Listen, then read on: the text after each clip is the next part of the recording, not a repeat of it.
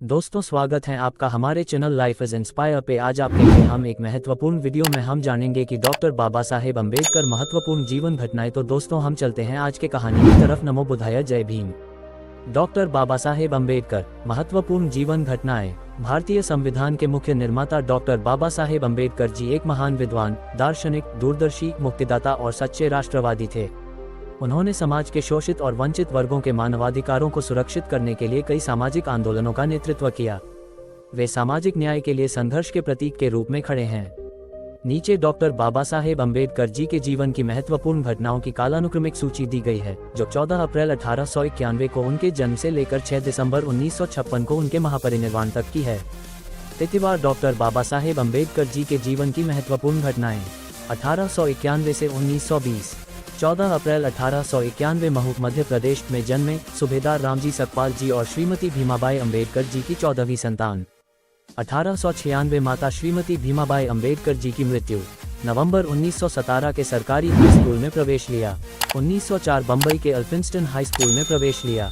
4 अप्रैल 1906 गोपाल बाबा वालनकर जी के रिश्तेदारों में से एक श्री भीकू वालनकर जी की बेटी रमाबाई से विवाह हुआ। 1907 मैट्रिकुलेशन परीक्षा उत्तीर्ण की, 750 में से 382 अंक प्राप्त किए। जनवरी 1908 श्री एस के बोले जी की अध्यक्षता में आयोजित एक बैठक में सम्मानित हुए। श्री के ए दादा कैलुस्कर गुरुजी ने गौतम बुद्ध के जीवन पर लिखी अपनी पुस्तक भेंट की। अल्फिंस्टन कॉलेज, बॉम्बे में प्रवेश लिया। दिसंबर 1912 पुत्र यशवंत का जन्म। 1913 बॉम्बे विश्वविद्यालय से फारसी और अंग्रेजी के साथ बीए की परीक्षा उत्तीर्ण की, 1000 में से 449 अंक प्राप्त किए। फरवरी 1913 पिता सूबेदार रामजी मालोजी अम्बेडकर जी की बम्बई में मृत्यु। जुलाई 1913 गायकवाड़ कोलंबिया विश्वविद्यालय, न्यूयॉर्क में राजनीति विज्ञान संकाय में अध्ययनरत हैं। 5 जून 1915 अर्थशास्त्र में M.A. परीक्षा उत्तीर्ण की तथा अन्य अध्ययन विषयों में समाजशास्त्र, इतिहास, दर्शन शास्त्र, नृविज्ञान और राजनीति शास्त्र शामिल थे। मई 1916 प्रो. गोल्डनवीसर जी के मानवशास्त्र सेमिनार से पहले भारत में जातियां पर एक पेपर पढ़ा। ये पेपर बाद में मई 1917 में द इंडियन एंटीक्वेरी में प्रकाशित हुआ। इसे एक ब्रोशर के रूप में भी पुनः प्रकाशित किया गया, जो डॉक्टर बाबा साहेब अम्बेडकर जी का पहला प्रकाशित कार्य था। PhD डिग्री के लिए भारत का राष्ट्रीय विभाजन, एक ऐतिहासिक और विश्लेषणात्मक अध्ययन शीर्षक से एक थीसिस लिखी। जून 1916 PhD की पढ़ाई पूरी करने के बाद कोलंबिया विश्वविद्यालय छोड़ दिया और London school of economics and political science, London में स्नातकोत्तर छात्र के रूप में शामिल हो गए। 1917 कोलंबिया विश्वविद्यालय ने PhD की उपाधि प्रदान की। जून 1917 लंदन में 1 साल तक MSc इकोनॉमिक्स की डिग्री के लिए थीसिस पर काम करने के बाद भारत वापस लौटे। बड़ौदा राज्य द्वारा दी गई छात्रवृत्ति समाप्त होने के कारण काम पूरा होने से पहले ही वापस लौटना जरूरी हो गया था। जुलाई 1917 वित्त मंत्री के रूप में बड़ौदा के महाराजा गायकवाड़ जी के सैन्य सचिव के रूप में नियुक्त, लेकिन बीमारी के कारण कुछ समय के लिए पद छोड़ दिया। उनकी नीची जाति के कारण उनके साथ बुरा व्यवहार किया गया। भारत में लघु जोत और उनके उपाय नामक पुस्तक प्रकाशित की। 1918 मताधिकार पर साउथ बोरो आयोग के समक्ष साक्ष्य दिया।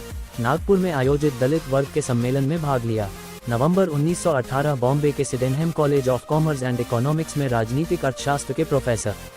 31 जनवरी 1920 दलित वर्ग के हितों की रक्षा के लिए उन्होंने मराठी साप्ताहिक पत्र मुकनायक की शुरुआत की। श्री नंदराम भटकर जी इसके संपादक थे। बाद में श्री दयानंदर घोष जी इसके संपादक बने। 21 मार्च 1920 कोल्हापुर में छत्रपति शाहू महाराज जी की अध्यक्षता में आयोजित दलित वर्ग सम्मेलन में भाग लिया। मार्च 1920 लंदन में अपनी पढ़ाई फिर से शुरू करने के लिए सिडेनहम कॉलेज में प्रोफेसर पद से इस्तीफा दे दिया। मई 1920 नागपुर में यादगार भाषण, कर्मवीर शिंदे जी और दलित वर्ग मिशन की आलोचना की। सितंबर 1920 लंदन स्कूल ऑफ इकोनॉमिक्स में पुनः शामिल हुए। बार के लिए पढ़ने के लिए ग्रेज इन में भी प्रवेश लिया। 1921 से 1934। जून 1921 थीसिस, ब्रिटिश भारत में शाही वित्त का प्रांतीय विकेंद्रीकरण, को लंदन विश्वविद्यालय द्वारा MSc अर्थशास्त्र की डिग्री के लिए स्वीकार कर लिया गया। 1922 से 1923 जर्मनी के बॉन विश्वविद्यालय में अर्थशास्त्र पढ़ने में कुछ समय बिताया। मार्च 1923 थीसिस, रुपये की समस्या, इसकी उत्पत्ति और इसका समाधान, को DSc अर्थशास्त्र की डिग्री के लिए स्वीकार किया गया। थीसिस दिसंबर 1923 में P.S. King and company, London द्वारा प्रकाशित की गई थी। मई 1947 में थेकर एंड कंपनी, बॉम्बे द्वारा भारतीय मुद्रा और बैंकिंग का इतिहास खंड एक शीर्षक के तहत पुनः प्रकाशित की गई। 1923 बार में बुलाया गया। अप्रैल 1923 भारत वापस आ गए। जून 1924 बम्बई उच्च न्यायालय में प्रैक्टिस शुरू की। 20 जुलाई 1924 दलित वर्गों के उत्थान के लिए बहिष्कृत हितकारिणी सभा की स्थापना की। सभा के उद्देश्य थे शिक्षित करना, आंदोलन करना, संगठित करना। 1925 ब्रिटिश भारत में प्रांतीय वित्त का विकास, भारत में शाही वित्त के प्रांतीय विकेंद्रीकरण पर शोध प्रबंध प्रकाशित किया। बार्शी में अछूत छात्रों के लिए एक छात्रावास खोला। 1926 भारतीय मुद्रा पर royal commission Hilton young commission के समक्ष साक्ष्य दिया। बॉम्बे विधान परिषद के सदस्य मनोनीत हुए। 20 मार्च 1927 अछूतों को चावदार टैंक तक पहुंच का अधिकार दिलाने के लिए महार जिला कोलाबा में सत्याग्रह शुरू किया। 3 अप्रैल 1927 डॉक्टर बाबा साहेब अम्बेडकर जी ने एक पाक्षिक मराठी समाचार पत्र बहिष्कृत भारत शुरू किया जिसके संपादक स्वयं थे। सितंबर 1927 समाज समता संघ की स्थापना की। दिसंबर 1927 महाड में दूसरा सम्मेलन। मार्च 1928 बम्बई विधान परिषद में वतन विधेयक पेश किया गया। मई 1928 भारतीय वैधानिक समिति साइमन कमीशन के समक्ष साक्ष्य दिया। June 1928 professor, government law college Bombay, principal, government law college Bombay. 23 October 1928 Simon समिति के भारतीय सांविधिक आयोग के समक्ष डॉक्टर बाबा साहेब अम्बेडकर जी की गवाही। 2 मार्च 1930 नासिक के कालराम मंदिर में अछूतों के प्रवेश के अधिकार को सुरक्षित करने के लिए सत्याग्रह किया गया। 1930 से 1931 प्रतिनिधि, भारत के अछूतों का प्रतिनिधित्व करने वाले गोलमेज सम्मेलन। सितंबर 1932 गांधी जी के जीवन को बचाने के लिए श्री M.K. गांधी जी के साथ पूना समझौते पर हस्ताक्षर किए। राम से मैकडॉनल्ड जी के सांप्रदायिक पुरस्कार द्वारा दलित वर्गों को दिए गए पृथक निर्वाचिका मंडल को स्वीकार कर लिया गया तथा इसके स्थान पर संयुक्त निर्वाचिका मंडल के माध्यम से प्रतिनिधित्व स्वीकार कर लिया गया। 1932 से 1934 भारतीय संवैधानिक सुधार पर संयुक्त संसदीय समिति के सदस्य। 1934 परेड दामोदर हॉल छोड़कर वे राजगेट, दादर, बॉम्बे में रहने चले गए। ऐसा इसलिए किया गया ताकि उनकी लाइब्रेरी के लिए और जगह मिल सके जो दिन प्रतिदिन बढ़ती जा रही थी। 1935 से 1937 26 मई 1935 पत्नी श्रीमती रमाबाई अम्बेडकर जी का निधन। जून 1935 डॉक्टर बाबा साहेब अम्बेडकर जी को सरकारी लॉ कॉलेज बॉम्बे का प्रिंसिपल नियुक्त किया गया। उन्हें पेरी में न्यायशास्त्र का प्रोफेसर भी नियुक्त किया गया। 13 अक्टूबर 1935 डॉक्टर बाबा साहेब अम्बेडकर जी की अध्यक्षता में नासिक के येओला में ऐतिहासिक येओला धर्मांतरण सम्मेलन आयोजित किया गया था। उन्होंने दलित वर्गों से हिंदू धर्म छोड़कर दूसरा धर्म अपनाने का आह्वान किया। उन्होंने घोषणा की, मैं हिंदू के रूप में पैदा हुआ हूँ लेकिन मैं हिंदू के रूप में नहीं मरूंगा। उन्होंने अपने अनुयायियों को नासिक के कालाराम मंडी प्रवेश सत्याग्रह को त्यागने की भी सलाह दी। दिसंबर 1935 लाहौर के जात पात तोड़क मंडल ने डॉक्टर बाबा साहेब अम्बेडकर जी को सम्मेलन की अध्यक्षता करने के लिए आमंत्रित किया। डॉक्टर बाबा साहेब अम्बेडकर जी ने अपना ऐतिहासिक भाषण तैयार किया, जाति का विनाश। मंडल ने सम्मेलन को इस आधार पर रद्द कर दिया कि डॉक्टर बाबा साहेब अम्बेडकर जी के विचार क्रांतिकारी थे। अंत में डॉक्टर बाबा साहेब अम्बेडकर जी ने अध्यक्षता करने से इनकार कर दिया और 1937 में अपने भाषण को पुस्तक के रूप में प्रकाशित किया। 12-13 जनवरी 1936 पुणे में दलित वर्ग सम्मेलन आयोजित किया गया। डॉक्टर बाबा साहेब अम्बेडकर जी ने येओला सम्मेलन में हिंदू धर्म छोड़ने का अपना संकल्प दोहराया। सम्मेलन की अध्यक्षता राव बहादुर शिनाराज जी ने की। 29 फरवरी 1936 डॉक्टर बाबा साहेब अम्बेडकर जी के धर्मांतरण प्रस्ताव को पूर्वी खानदेश के चंबरों मोर्चों ने समर्थन दिया था। 30 मई 1936 धर्मांतरण के मुद्दे पर अपनी राय जाहिर करने के लिए महारों का बॉम्बे प्रेसिडेंसी धर्मांतरण सम्मेलन मुंबई इलाका महार पंसद नायगांव दादर में आयोजित किया गया था। हैदराबादी डॉक्टर बाबा साहेब अम्बेडकर जी के नाम से मशहूर श्री सुब्बा राव जी ने सम्मेलन की अध्यक्षता की। सुबह तपस्वियों ने अपनी दाढ़ी मूंछें कटवा ली और तपस्वियों के सम्मेलन में हिंदू धर्म के अपने प्रतीकों को नष्ट कर दिया। 15 जून 1936 डॉक्टर बाबा साहेब अम्बेडकर जी के धर्मांतरण प्रस्ताव का समर्थन करने के लिए बम्बई में देवदासियों का सम्मेलन आयोजित किया गया। 18 जून 1936 डॉक्टर बाबा साहेब अम्बेडकर जी डॉक्टर मुंजे जी धर्मांतरण पर बात करते हैं, प्रो सिख धर्म। 23 जून 1936 मतंग परिषद धर्मांतरण के समर्थन में। अगस्त 1936 डॉक्टर बाबा साहेब अम्बेडकर जी ने स्वतंत्र लेबर पार्टी की स्थापना की जो बम्बई विधान परिषद में एक मजबूत विपक्षी पार्टी थी। 18 सितंबर 1936 डॉक्टर बाबा साहेब अम्बेडकर जी ने सिख धर्म का अध्ययन करने के लिए 13 सदस्यों का एक प्रतिनिधिमंडल स्वर्ण मंदिर अमृतसर भेजा। 11 नवंबर 1936 डॉक्टर बाबा साहेब अम्बेडकर जी जिनेवा और लंदन के लिए रवाना हुए। 1937 डॉक्टर बाबा साहेब अम्बेडकर जी ने 1937 में बम्बई में म्यूनिसिपल वर्कर्स यूनियन का गठन किया। 14 जनवरी 1937 डॉक्टर बाबा साहेब अम्बेडकर जी बम्बई लौट आए। 17 फरवरी 1937 प्रथम आम चुनाव भारत सरकार अधिनियम 1935 के तहत आयोजित किए गए थे। डॉक्टर बाबा साहेब अम्बेडकर जी बॉम्बे विधानसभा के सदस्य चुने गए। कुल सीटें 175, आरक्षित सीटें 15। डॉक्टर बाबा साहेब अम्बेडकर जी की स्वतंत्र लेबर पार्टी ने 17 सीटें जीतीं। 17 मार्च 1937 महार चौधर टैंक मामले का फैसला डीसी के पक्ष में हुआ, जिससे उन्हें सार्वजनिक कुओं और टैंकों के उपयोग का कानूनी अधिकार मिल गया। 31 जुलाई 1937 डॉक्टर बाबा साहेब अम्बेडकर जी का 40 गांव रेलवे स्टेशन पर भव्य स्वागत किया गया। 17 सितंबर 1937 डॉक्टर बाबा साहेब अम्बेडकर जी ने विधानसभा में महार वतन को खत्म करने के लिए अपना विधेयक पेश किया। 31 दिसंबर 1937 सोलापुर जाते समय रास्ते में पंधापुर में स्वागत समारोह, जहां वे सोलापुर जिला डी.सी. सम्मेलन की अध्यक्षता करने जा रहे थे। 1938 से 1942 4 जनवरी 1938 सोलापुर नगर परिषद द्वारा स्वागत समारोह आयोजित किया गया। जनवरी 1938 कांग्रेस पार्टी ने अछूतों के नाम में बदलाव करने के लिए एक विधेयक पेश किया, यानी उन्हें हरिजन यानी ईश्वर के पुत्र कहा जाएगा।